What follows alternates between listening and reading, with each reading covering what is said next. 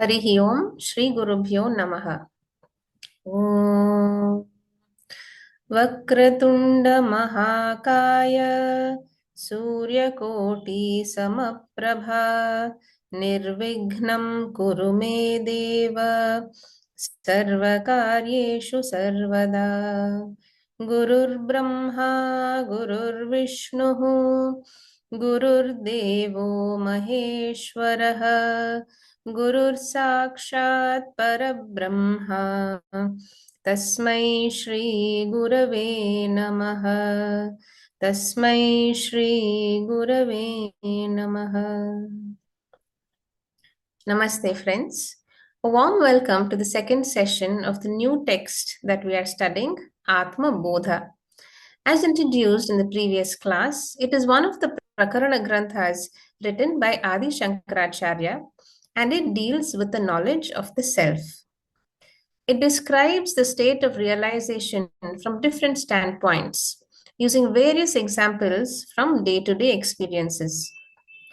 Swami Chinmayananda ji has this to say about the text. Sri Shankaracharya, in the days of his perfect maturity, took up his pen to write introductory books, introducing the theme of Vedanta for the infants in the spiritual world. That is all of us. Today's speakers are Sri Shiv Kumar, Dr. Rupa, Srimati Mamta, Srimati Neeta, and Dr. Anupama. Our revered teacher, Dr. Timappa Hegde sir, will lead us through the session, making it very easy for us to absorb and assimilate all the basic tenets of Vedanta. Before we begin today's session, I request Dr. Anupama ma'am to refresh our memory of the first few verses that we studied last week. Over to you, Anupama ma'am. Thank you, Pannaga. Om Shri Gurubhyo Namaha. Today, we shall do a recap of verses 1 to 4 of Atma Bodha. As Pannaga just said, Atma Bodha is a Prakarana Grantha written by Adi Shankaracharya with 68 shlokas. The word Atma, we must know, has 4 derivations. 1, it means Swarupam or the essence, apnoti iti atma. Second, it means that which resolves everything into itself, yet addate. Third, that chaitanyam which experiences everything, the witness consciousness, atti iti atma. And finally, that which exists forever, satatam asti, at sahatya gamane. Bodha means knowledge. We know Atma is objectless knowledge, Swarupa Chaitanyam. In contrast, Bodha is objective knowledge. It is acquired knowledge, what is called Janya Jnanam. What are the qualifications required to acquire this knowledge? One has to be a sadhana chatushtaya sampatti adhikari, as explained in verse 1. Tapobihi kshina papanam shantanam vitaraginam mumukshunam apekshoyam atma bodho vidiyate. Here kshina papanam are those with viveka, shantanam possess shamadhi shatka sampatti, vitaraginam have vairagyam, and mumukshunam have an intense desire for moksha. Tapobihi are those who have jnana yogyata, tapas being the sadhana for acquiring these 4 qualifications. What does tapas really mean? It is a religious lifestyle. It is a God-centered life with karma and upasana yoga centered on Veda Purva, the ethical part of the Vedas, which results in one becoming an intelligent karta bhokta with Ishvara Arpana Bhavana and Prasada Buddhi. Verse 2 says, Bodhu anadhanebhyo hi sakshat mokshaika sadhanam pakasya vanhiva jnanam vina moksha na siddhyati. Adi Shankaracharya here emphatically declares that Atma Bodha is the only means, the primary and direct means to moksha. Anya sadhanebhye bodha eka sadhanam. All other sadhanas are only indirect and secondary. They cannot replace self-knowledge. Be it karma, upasana yoga, ashtanga yoga, puja, nama japa, pilgrimage, meditation, whatever. These are just tools like we use water, rice, vegetables, a cooking stove, LPG gas, oil for cooking. But the drashtanta here is pakasya vanhivat. Agni or heat is the only means for cooking. So also jnanam is the only source for knowledge. Verse 3 Avirodhitaya karma na vidyam vartayat vidya avidyam nihantyeva tejas timira sanghavat. Any secular or sacred karma will not remove self-ignorance. Every karma only reinforces ignorance. Why? Because karma bandaya bhavati. It's like a friend. It nurtures avidya. It is not an enemy of ignorance. Therefore, avidyam na vinivartayat. Conclusion being, vidya eva avidyam nihanti. Drashtanta being, teja timira sanghavat. Just as light alone removes pitch darkness, only self-knowledge removes self-ignorance. And finally, parichinna iva jnanat tannase sati kevala swayam prakashate hyatma mega apaye amshuman iva. So why should we remove ignorance to get moksha? Is there no other means? Could Vaikuntha be an alternative to moksha? Vedanta says ignorance is the cause of samsara. Samsara is a sense of limitation which causes dukkha. And this dukkha nivritti is possible by paricheda, means limitation nivritti. And paricheda nivritti is possible only by ajnana nivritti. Ajnanam will go away when jnanam comes. But at all times, remember, swayam prakashate hi atma. Drashtanta being mega apaye amshuman iva. Amshuman means swayam prakashaha surya. When the sun is covered by clouds, we experience a dull and gloomy day. When the wind blows away the clouds, we have a bright and sunny day. The wind has done nothing to the sun. It has only removed the clouds. Atma is like the sun. Swayam prakashaha. Aham brahmasmi vritti is like the wind. The cloud is ajnanam and Surya is I, the Atma, which is always shining. Thank you. Thank you, Dr. Anupama, for a very clear summarization of the important of all the 4 verses of Atma Bodha which we studied in the last class. Sadashiva Samarambham Shankaracharya Madhyamam Asmadacharya Pariyantam Bande Guru Paramparam. Om. What do we mean by Purushartha? Purushartha, one meaning is human goals. When you say Purusharthas, it refers to Dharma, Artha, Kama, and Moksha. The word Purusha means human being. The word Artha has got several meanings in Sanskrit. When you say Kimartham, what is the meaning? So one meaning of Artha is meaning. Artha also means wealth. Artha means the goal. Artha could mean what is our choice of free will, and Artha could also mean our effort or prayatnam. But here, the first goal, the first human goal, Artha here means security. All of us seek security, and security is a very, very fundamental need. It is a question of one's own survival and basic needs like food, clothing, shelter, and so on. And because it is a fundamental need, a human being is ready to go to any extent for the sake of security.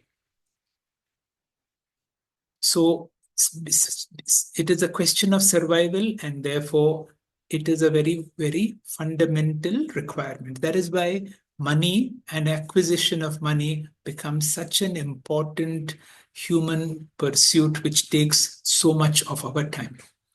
What is the next Purushartha is called Kama Purushartha. Once there is a certain amount of security, then after the survival of the individual, nature has provided a very special, a strong reflex called the survival of the species, which functions as Kama Purushartha, the sexual drive. In addition, Kama Purushartha means many other things. Kama means desire. When there is desire, there is life. It is something that awakes you and makes you look forward to the day. If there is no karma, there is no life. There is depression. There is no desire to live. There is no desire to work for one more day. And so, Kama Purushartha is another very important Purushartha or human goal. Food. Generally, there is a question often asked to people: are you living to eat or are you eating to live? And it is almost often considered that if you are a spiritual person, you should not give too much importance to food. But then, what is the reality? Even in a spiritual retreat where people are highly devoted and come for such programs, you will see the actual sessions may not be full, but the food sessions are certainly full. And generally, a spiritual director knows if the food is well provided and the food quality is good, the retreat is enjoyed much more. So it is perfectly okay to be able to relish food, to be able to enjoy food. And therefore, the guidelines is as long as karma is ethical and in moderation, Kama Purushartha is certainly a Purushartha that keeps life going. About the life of Sri Ramakrishna Paramahamsa, there is a story that goes that he, being a great realized master, he would have his satsangs, but in between his satsangs, he would take a break, come home, and ask his wife, what food do we have today? And it looked really ridiculous that how such an evolved person could have such a craving for food. And one day he told them the secret. He says, what is keeping me alive is my desire for food. And he told his wife that the moment I say no for food, you can be sure that I'm not going to live for long. And it is said one day when the food was offered, he would relish his food. He would not sit on a usual, he would sit on a swing and would relish his food. And one day when his food was offered to him, he said no. And that time, Sharada Mata broke down to tears because she remembered his words. He said, I'm not going to survive more than 3 days the day I refuse food. And after 3 days, he said to have died. The third Purushartha is Dharma Purushartha. Dharma is also called Adrishtam. That means it cannot be seen. It can be taken as good fortune or punyam. Even when a beggar is begging on the street, they will tell you, please give me some dharma. You will get punya. So dharma is the benefit that you get, which cannot be seen for any good action. There is a nice story to understand this from the life of Sri Guru Nanak. He was a very rich man, and this man had a lot of wealth. And one day he realized that he had a serious illness and he would not survive for long. His main concern was, I have acquired so much wealth. Is there some way that I can take the wealth along with me? And all the spiritual teachers he went for were very clear about the fact that there is no way that you can take this currency that you have along with you. And then afterwards, finally, he reached Guru Nanak. And he asked Guru Nanak, and Guru Nanak said, the question to him was the same. I have so much money. Is there some way that I can carry it with me after my death? Guru Nanak said, certainly yes. And the man was so excited. And he said, how do I carry my currency with me. And he says, have you traveled abroad? He says, yes, I have traveled abroad because most of my money I have done by going abroad. And what do you do when you go abroad? He says, whenever we go abroad, the currency that we use in this country is of no use. So there is a method of exchanging our currency. So when I go to that country, I exchange to that current currency. And when I come back, I exchange that money to our currency. So Sri Guru Nanak said, exactly in the same way, your wealth can be converted to the currency of the other world by acquiring punya. If you are able to do dana, and that's what exactly he did. Now, those who are able to give in donation all their wealth, they're able to convert their money into another form of a currency. And that is what is called Dharma Purushartha, or which is also called Drishtam. Now, these three Purusharthas, Dharma, Artha, and Kama, are called Preya in Kathopanishad, in contrast to Moksha, which is considered as Shreya. What is Moksha, or the final Purushartha, also called Parama Purushartha? Parama Purushartha or Moksha is called Shreya. Shreya means freedom. Freedom from what? Freedom from the slavery with regard to Dharma, Artha, and Kama. Now, you would have heard that some people give you happiness wherever they go. Some people give you happiness whenever they go. So there are two kinds of ways when you get happy: the presence of people or the absence of people, the presence of wealth or the absence of wealth, the presence of pleasant situations or the absence of pleasant situations, which means moksha purushartha is that condition where a person is in a state of freedom with or without Dharma, Artha, and Kama. 99.9% of humans follow the path of praise, Dharma, Artha, and Kama. Extremely rare, less than 0.001% follow the spiritual path. Those of us who have come to the spiritual path have discovered something which is very nicely said in this verse of Mundakopanishad, which goes like this: Pariksha Lokan Karmachitan Brahmana. Brahmana here means a person who has examined his life, who has looked into his life, who has done pariksha. Pariksha means when you examine your life and see what is that I have acquired through all my worldly accomplishments. I have struggled hard, I have accomplished so much. What is that I have acquired? Now, the important thing is, have we learned from our experiences? Now, this is something very important to learn. Now, more important is the ability to learn from our own experiences.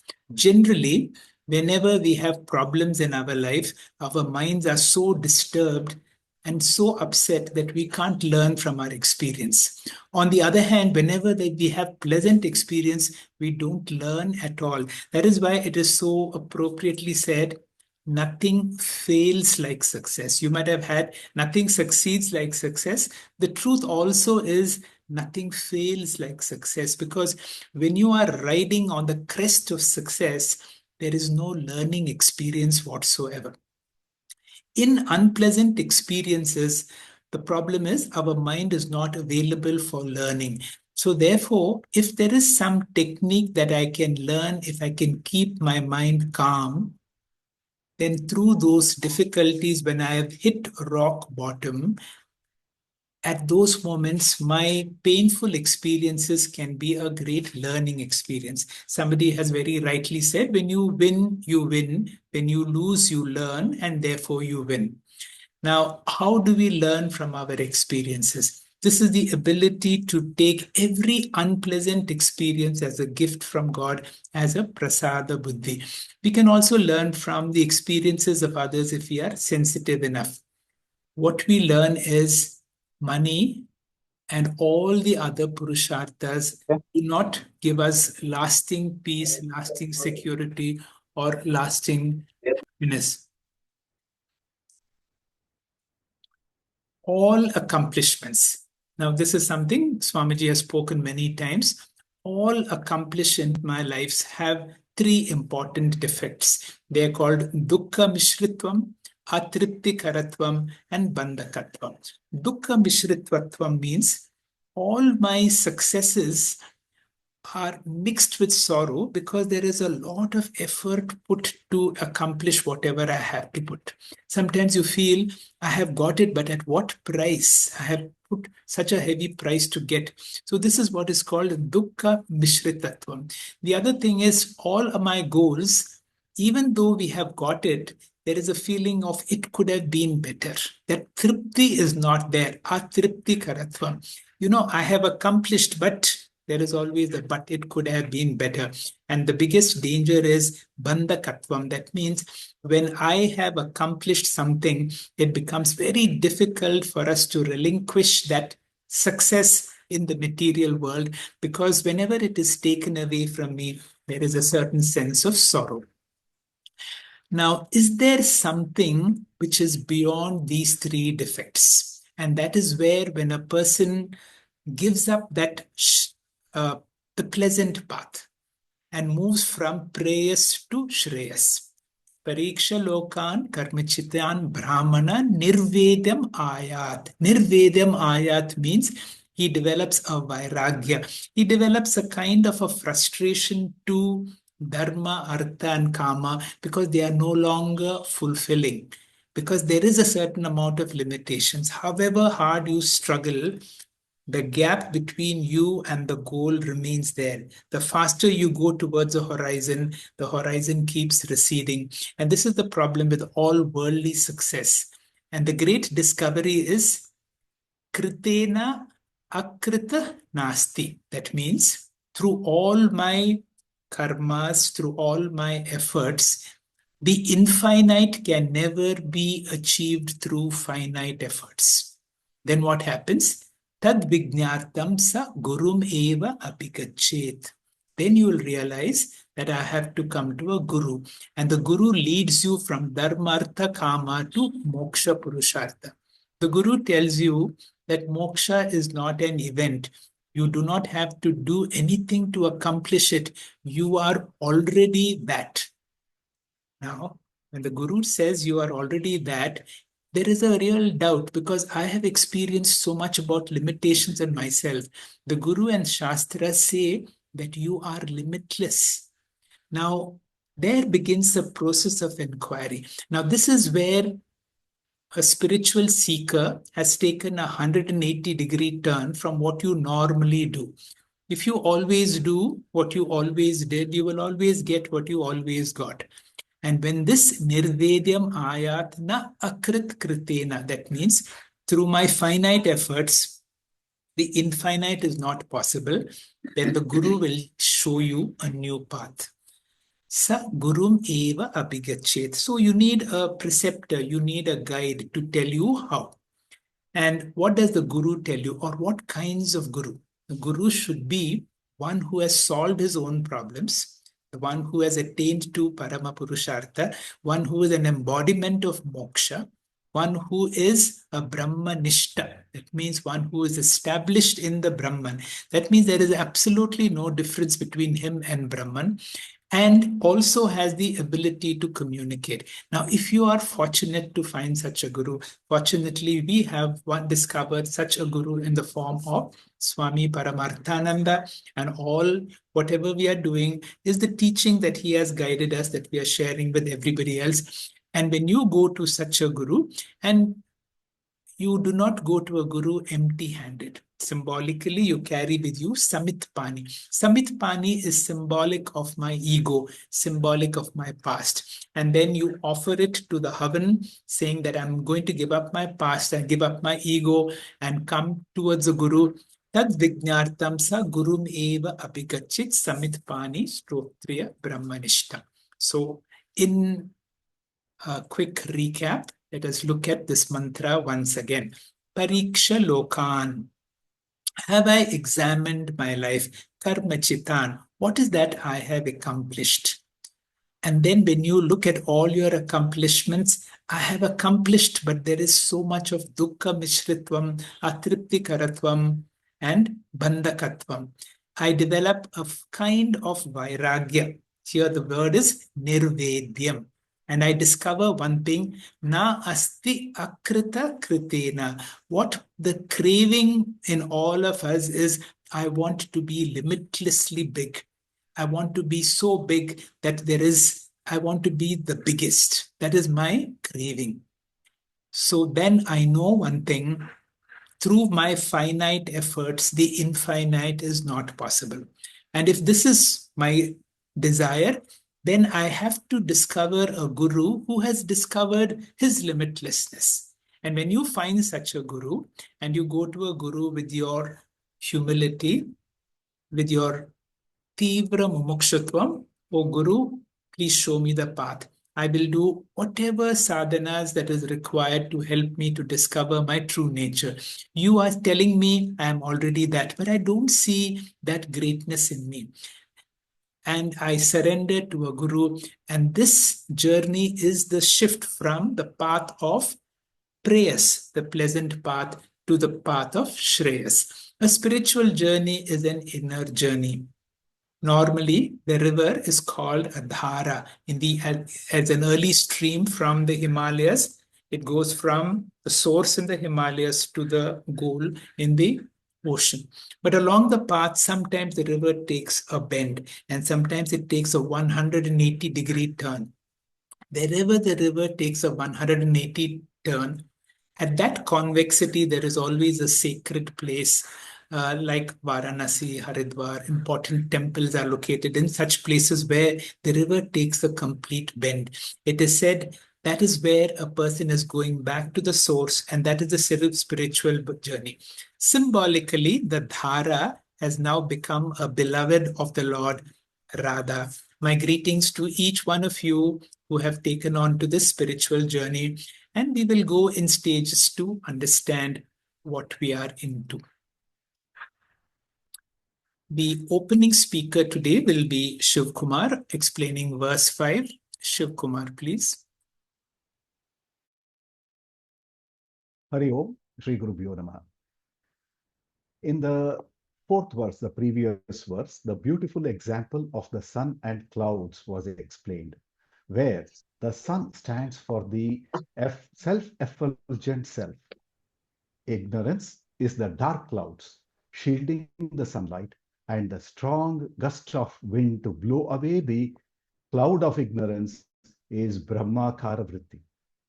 What happens to this Brahmakara Vritti after it dispels Agnanam? Let us see in verse 5. Next slide, sir. Agnana kalusham jivam nana bhyasad vinirmalam krutva gnanam swayam nashyet jalam katakarenvat. Next slide, sir. Agnana kalusham jivam. To discover the permanent peace, security, and happiness which is found within us is possible only by dispelling Agnana. And Gnana Bhyasa is the only way to dispel this Agnana.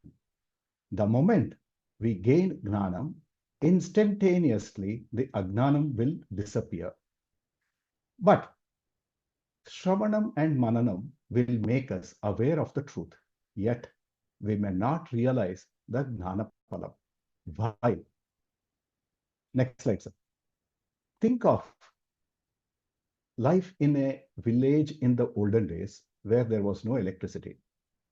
I visit the temple in the evening and see a large lamp burning bright and wish if I also had a lamp at home, it would be wonderful. Instead of just wishing, if I had carried a lamp filled with pure ghee, with a wick soaked in the ghee and bring it close to the flame, it immediately lights up and I have a lamp. A wish remains a wish only unless we prepare. A farmer tills the land, applies manure before he sows the seeds to ensure that they germinate well. This is yet another situation to demonstrate the importance of preparation. If preparation or antakarna shuddhi is insufficient, then I will not be able to receive and retain gnana. Antakarna shuddhi is possible with antaranga sadhana, that is Shamadhi, Shatka Sampatti, and Ashtanga Yoga.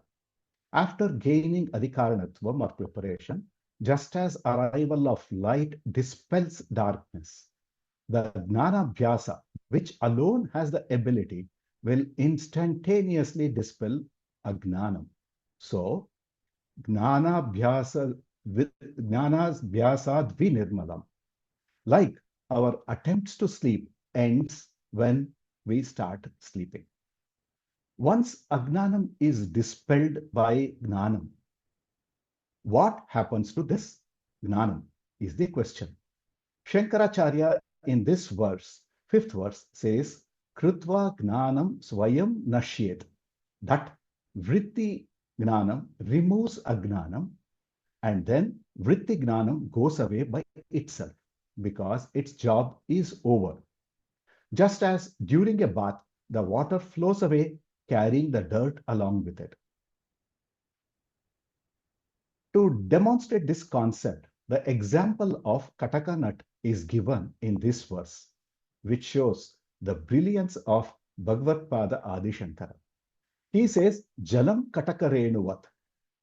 Kataka, a nut, is powdered. This a powder in Sanskrit is called Renu. So this Kataka powder, Kataka Renu, has a special quality of coagulation and flocculation. During the monsoon, the sources of drinking water becomes muddy or murky. So, in olden days, Bharat, the Kataka powder was sprinkled on top of the murky water in a vessel. And this powder causes the fine muddy particles to combine together to form larger flocks. These heavier flocks containing the mud particles or impurities and the Kataka powder settles to the bottom of the vessel, leaving clear potable water on the top. This clear water is decanted for drinking. The sediment or mixture of mud and the Kataka powder is at the bottom is discarded. This simile applies in the following manner. The water is the self.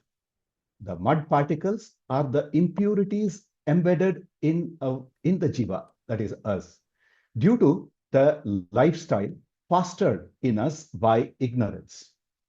To remedy this situation, we use the Kataka nut powder, that is the Brahma Kara Vritti, the Aham Brahmasmi sadhana, the repetition of the thought, I am Brahman.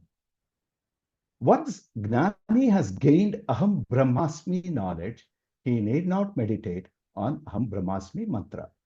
Thus, Jivatma has become Paramatma. Next slide, sir. Concluding, as the quote goes, once the mirror is gone, the reflection is also gone. Vritti Gnanam, having served its purpose of removing Agnanam, Vritti Gnanam also goes away, taking with it the Pratibimba Chaitanyam or reflected consciousness. Hari Om, Shri Gurubhyo Namaha, Shri Krishna. Thank you very much, Shiv Kumar, for a very nice explanation of this particular verse. Let us relook at it. Ajnana Kalusham Jivam. That means all of us have been contaminated with impurities. And this impurity can be removed only by a process of Jnana Yogyata, Shravanam, and Mananam. What happens on the dawn of spiritual knowledge? So by the constant practice, that is what we are doing now through Shravanam, Mananam, and Nidityasanam, we need to purify ourselves and remove this ignorance. And what happens once the ignorance is gone? This is very important. Just like when a person has got a thorn, you take another thorn to remove the thorn. when you want to cross using pole vault, a high bar, once you reach a certain height, what do? You necessarily have to drop the pole if you have to go across. So too in a spiritual journey, a time comes when even Brahma Vidya, even the Guru, even God becomes a liability. Even Brahma Vidya becomes a liability. And therefore, this verse very clearly says our whole objective is not to be a Brahma Vid. That means Brahma Vid, I know Brahman knowledge can be a greatest ego or a hindrance in your spiritual knowledge. That is why it is always said a person who has spiritual knowledge goes around in the world like an ignorant person, like a person who does not. A person should not even have a clue that you have spiritual knowledge. Why? Such a person is so ordinary. Ordinariness is his extraordinariness because he has discovered his true nature, which is everybody's nature. When you discover your Brahmatvam, you realize everybody is Brahman, and I'm not a Brahmavid, but Brahmaiva Bhavati. I'm Brahman himself. Dr. Rupa, please.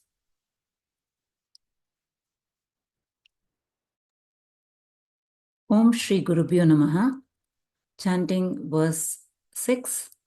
Samsara swapna tulyo hi ragatveshati sankulaha swakale satyavat bhati prabodhe satya satbhavet.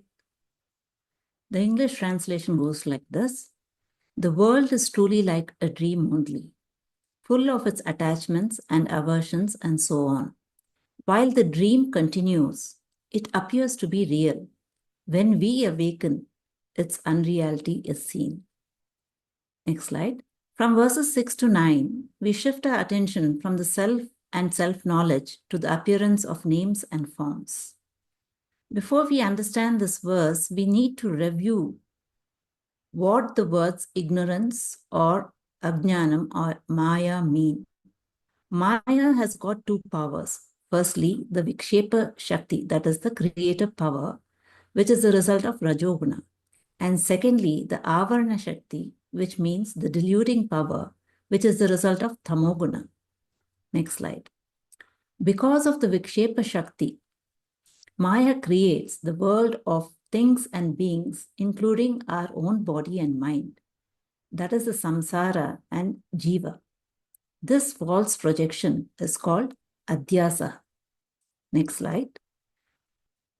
The Avarna Shakti comes into play, and therefore, instead of knowing that I, the capital I, am the creator, the subject, the adhishtanam, and the world is something created, which is false, the adhyasam. But I fail to know this, and not knowing this differentiation between the Atma and the Anatma, I again superimpose on my true self. This is my second adhyasa.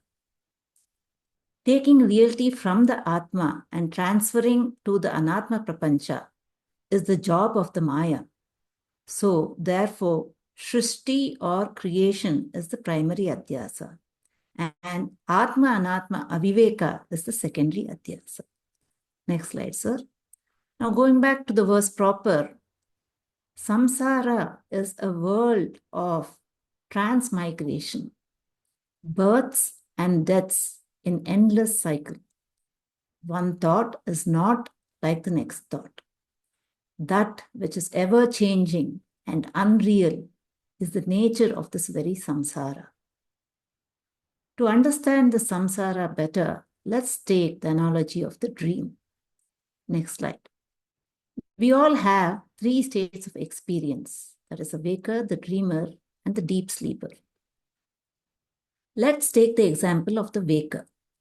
As we are all awake now in the waking state, we see the world of objects existing in time and space, which is very clear to all of us.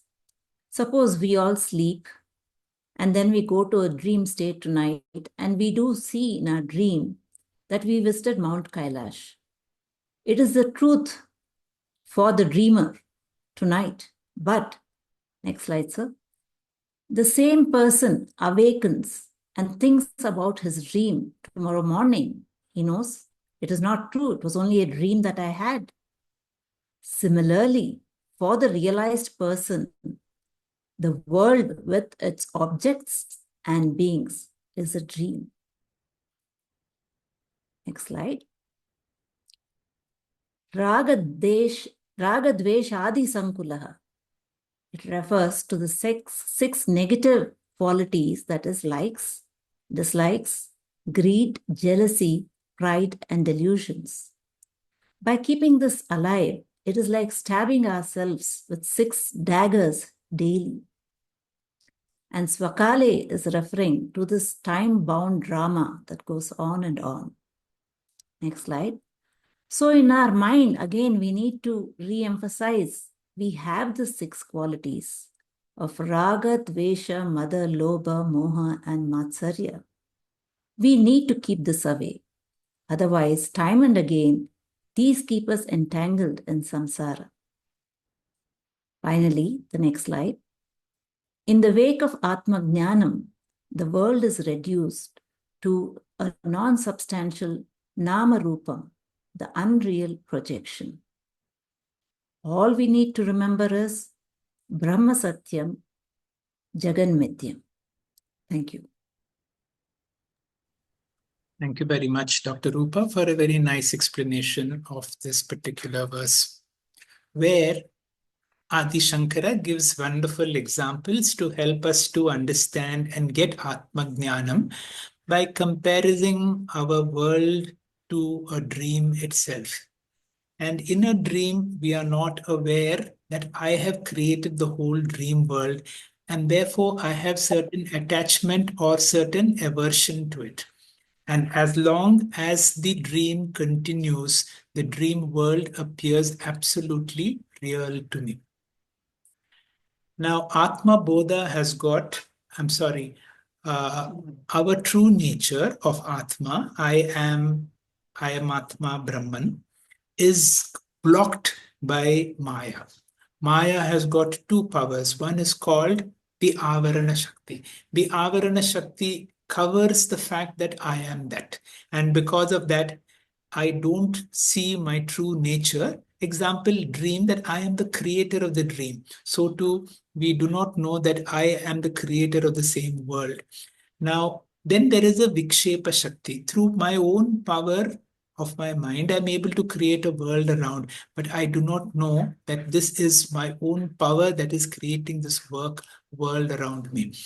Now, through Atma Jnanam, we need to be just like a person awakens from the dream. We need to awaken to our higher understanding that it is the Maya Shakti that is preventing me, and that is Maya Shakti that is projecting, and therefore to be able to give relatively less importance to the world around me.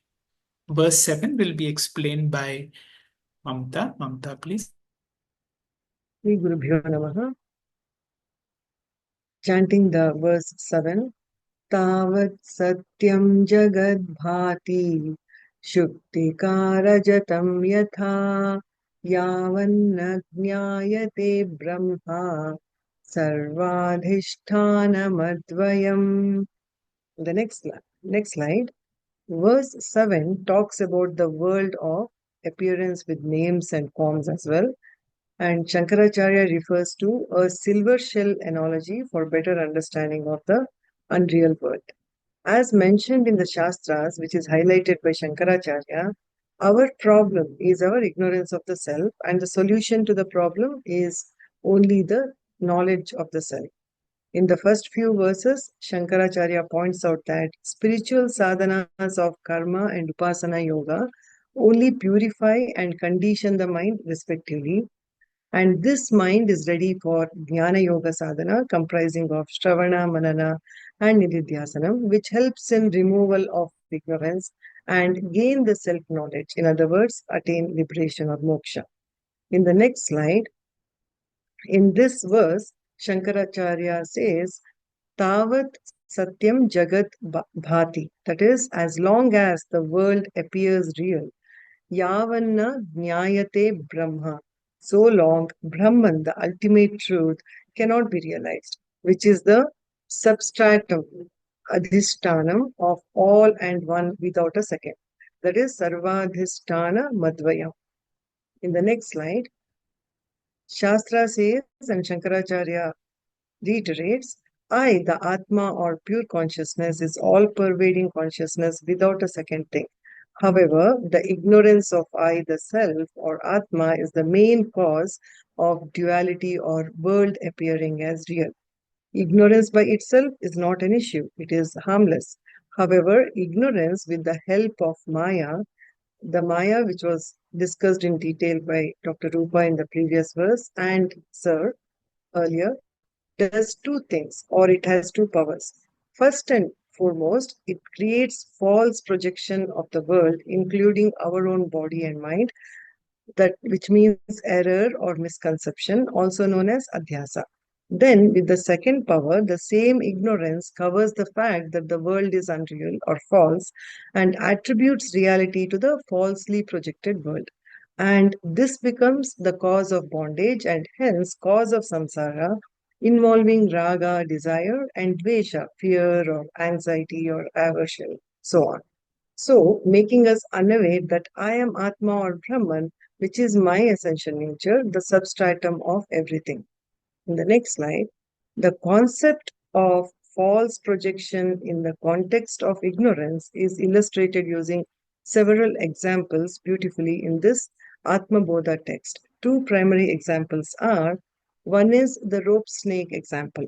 Takeaway from this example is the false projection of the snake arises from the ignorance of the rope's actual identity, causing fear and a reaction to run away from the perceived danger.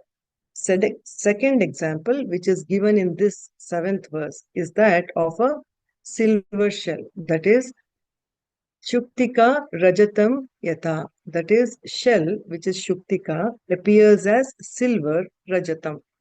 When sun gets reflected in the shiny surface of the shell, it shines with extra brightness and appears like a Rajatam, silver, or could be a silver coin. Closer look at it make you realize it as a shell.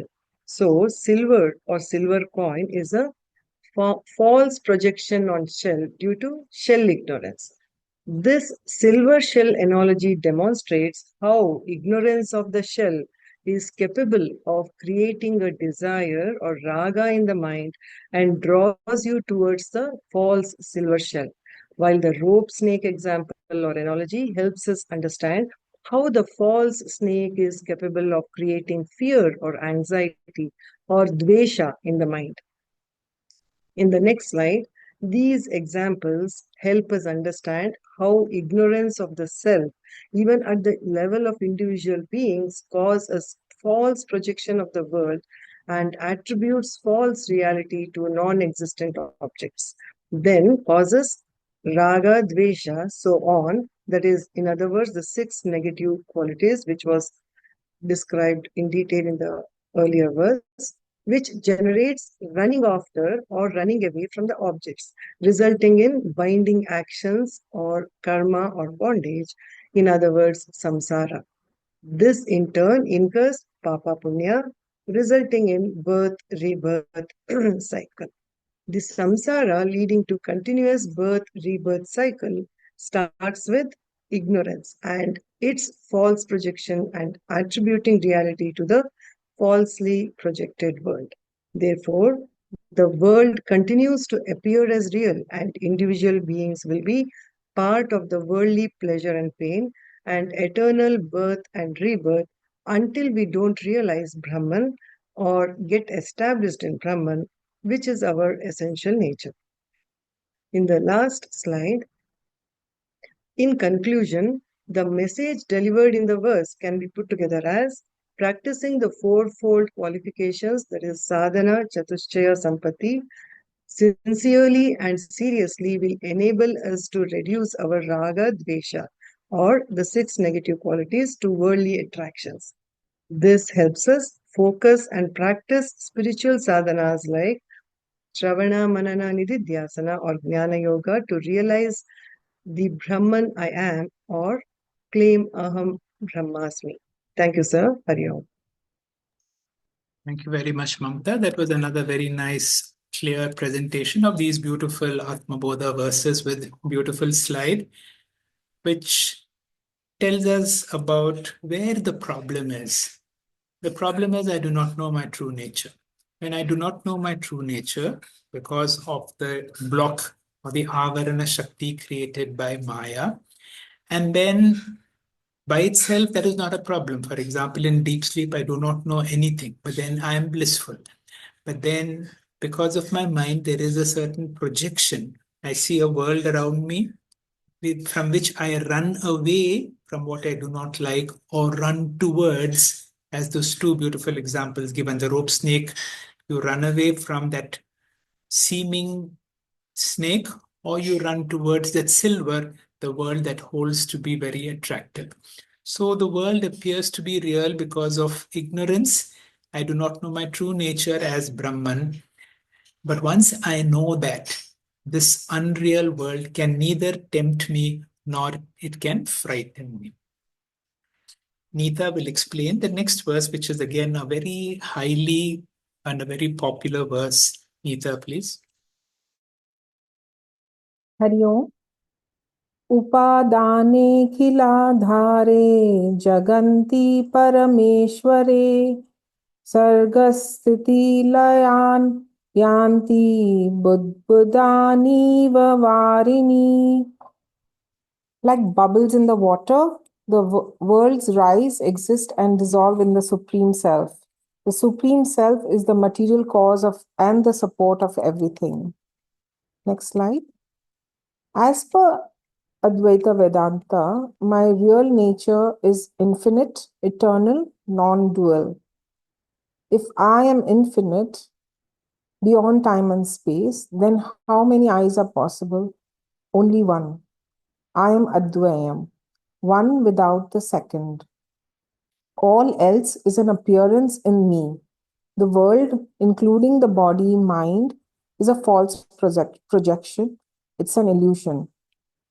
Because of ignorance and error, the one non-dual self appears as many.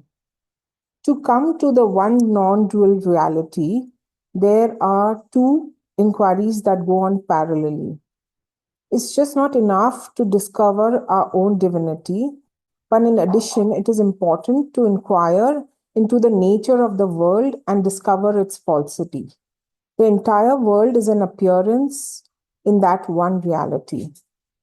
Once we recognize this, then the impact of the world will fade away and it will stop threatening us further. Both inquiries will lead to the same one reality, which is my true nature. The projection of the one reality is twofold. One is of the world, which is a micro projection, and then there is the world is a macro projection, and the second projection is a micro projection of self. I identify myself with one body, mind, sense complex. Let us take the example of the dream. In my dream, I project the macro world, the city, the river, the sun, the countless people. And then I don't use the waker's body. In fact, even time and space I create, and which is different in my dream, right?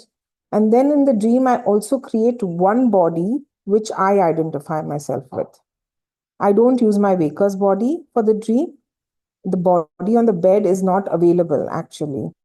For all my dream transactions and experiences. My thirst in dream cannot be quenched by the water on the side of the bed. It has to be quenched by the water in the dream. This is the micro projection of Jiva.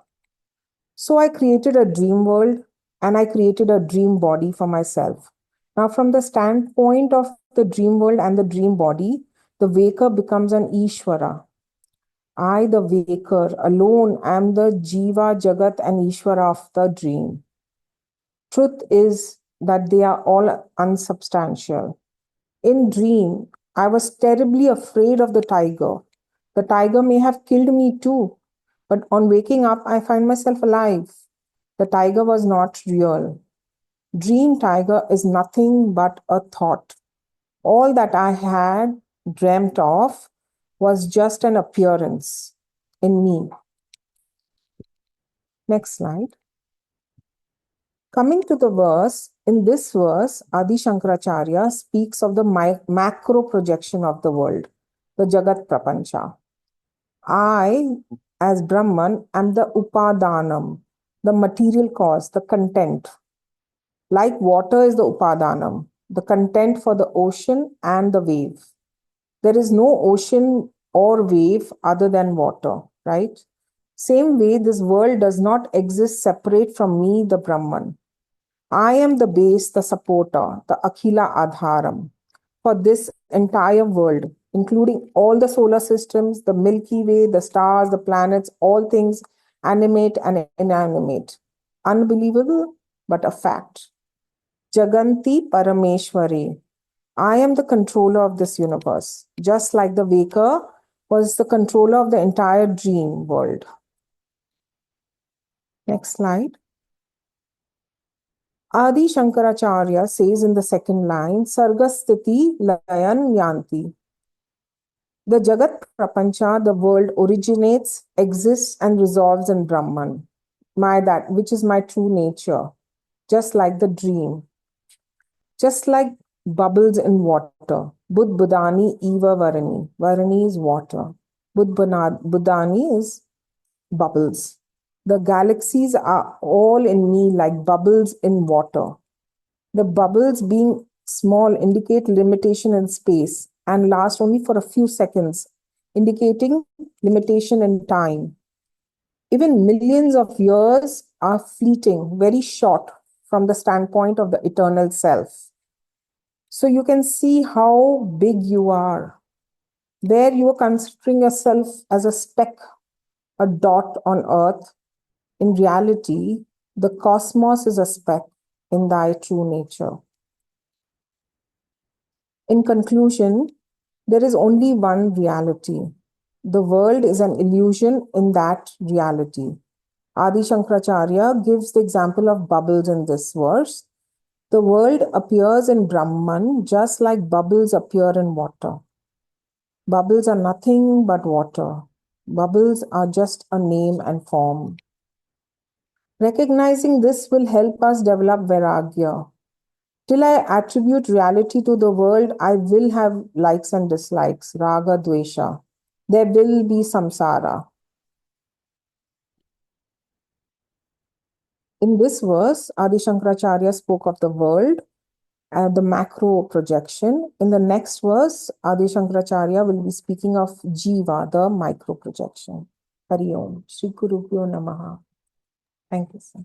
Thank you very much, Neeta, for a nice explanation of another very beautiful, often quoted verse. And these are verses from Atma Bodha. And the beauty is the poetry.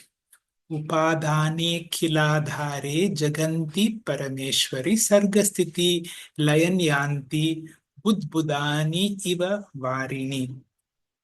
What Adi Shankara is trying to say is, you are not a creature. You are the creator. He wants us to believe. Because of our mind, and the mind puts so much of limitations, we think I am this limited body mind complex, and there is a whole world which is here to torment me. But the reality is what? I am the creator of this world. I sustain this whole world, and this whole world resolves into me, I as Atma.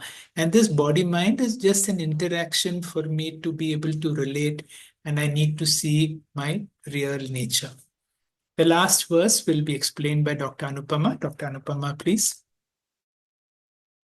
Om Shri Gurubhyo Namaha, verse 9. Satchid Atmanya Anusyute Nitye Vishnau Prakalpitaha Vyaktayo Vividha Sarvaha Hatake Katakadivat. The essence of this verse is Nama Anekam Vastu Ekam.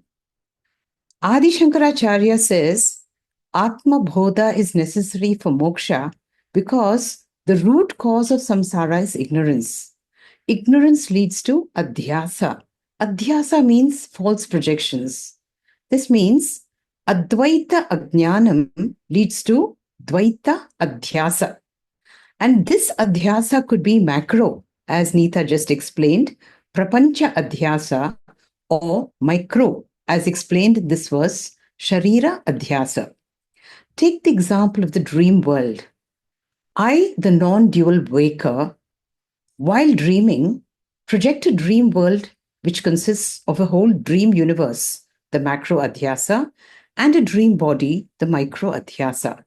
In this verse, vyaktaya means individual, the vyashti adhyasa, and vividha means plurality. In dream, I create a multitude of people. But what is the truth? A dream tiger is just a thought disturbance in my mind, the waker's mind. And who lends consciousness to this dream tiger? I, the waker. This is a form of prana pratishta. Similarly, the whole inert prapancha gets chaitanyam from me, the Satchit Atmani, who anusyute means pervades the creation. Just as I, the waker, lend chit and sat to the dream world, I, the turyam, lend existence and consciousness to the jagrat prapancha. This, I said, is very similar to the previous verse in concept, except that Parameshwara there is referred to as Vishnu here. Vyaktaya means micro adhyasa. This individual body, prakalpitaha, means a fake projection has been put upon me. And who am I? I am the all-pervading Brahman, described here as Vishnu, that which transcends spatial limitations. Nityaha means transcending temporal limitations, and Satchit Atmani, meaning of the nature of pure existence. The drashtanta given here is Hatake Katakadivat. Hatake means gold and Kataka means a bangle. Is a bangle a solid substance? Although it seems so, Vedanta says bangle is not a solid substance. It's just the name of gold shaped in a certain way, the substance being only gold. Its physical and chemical properties are that of gold. Bangle is just Nama Rupa of gold. Similarly, both the macro and micro worlds are non-substantial and unreal.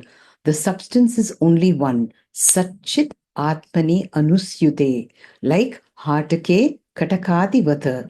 Nama Anekam, but Vastu is just Ekam. Thank you. Thank you very much, Dr. Anupama, for a very nice explanation, very briefly explained with nice slides of our true nature. It's very similar to the previous one that was explained by Neeta. Satchit Atmani Anusuyate. My nature is of Satchit Atma.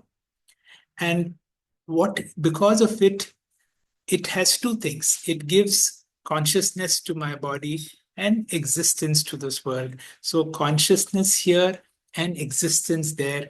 And the example is given of how gold pervades the gold and the golden ornaments. With this, we come to the end of today's class. Shri Guru Bhyo Namaha.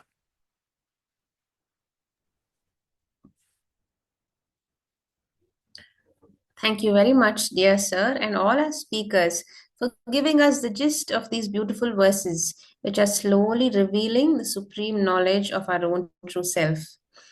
These verses are all the more identifiable because of the nice examples. A warm welcome to all our new listeners. We are sure you will enjoy this fulfilling journey where abstract spiritual topics are made very simple and ready to apply in our daily lives. We will meet again on the 23rd of December for the 58th session of GIFT, Gita for Inner Freedom and Transformation. Friends, as all of you are aware, Param Vedanta has been offering Guru Dakshina to all our revered Gurus twice a year, once during Guru Purnima and again now during Gita Jayanti. You have been a part of this offering all through, and we are indeed grateful to you. This year, Gita Jayanti was celebrated on the 11th of December, and we commemorated it with a special session.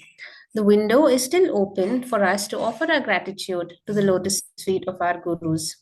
Of course, this decision to donate is entirely voluntary. All of your offering will reach our gurus. The mode of payment and account details are displayed on the screen. This message has also been pinned in all the WhatsApp groups. Please take note and remit accordingly. Please also remember to fill up the Google form so we can issue you a receipt. The details of Guru Dakshina thus collected will be shared with you all. Thanks very much again for being with us on this divine journey. We conclude with our Shanti mantra. ॐ पूर्णमदः पूर्णमिदं पूर्णात् पूर्णमुदच्यते पूर्णस्य पूर्णमादाय पूर्णमेवावशिष्यते ॐ शान्ति शान्ति शान्तिः हरिः ॐ श्रीगुरुभ्यो नमः हरिः ॐ Thank you.